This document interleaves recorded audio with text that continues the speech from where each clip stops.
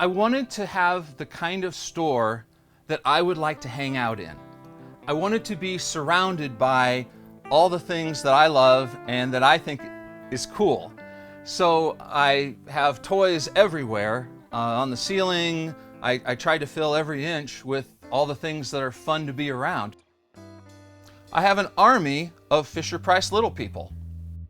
My Little Pony, Star Wars, G.I. Joe, superheroes, monsters, Transformers, aliens, vintage board games, rock and roll record albums.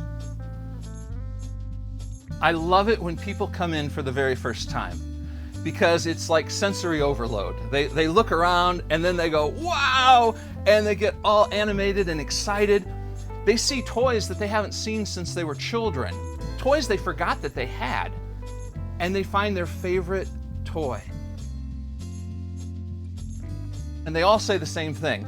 I had one of those. I had that. I forgot. That was my favorite toy and I forgot about it. And it's so much fun to hear their stories.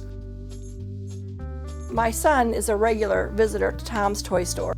And he comes home and he tells me all these stories about all the toys of the 80s that he sees. And so I stopped in to take a look, and he was right. The store is amazing. And all those toys that I had picked up and cleaned up for so many years, there they were, all in one room again. And my memories went from the 1980s when Jay was little back to the 60s, because there on the shelf was this box of Mystery Date.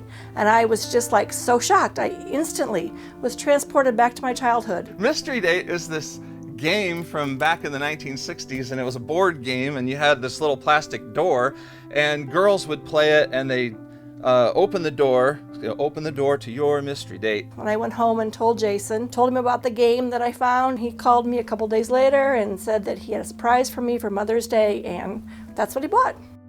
I have a granddaughter now, and she plays with me, and we're just making a whole bunch of new memories.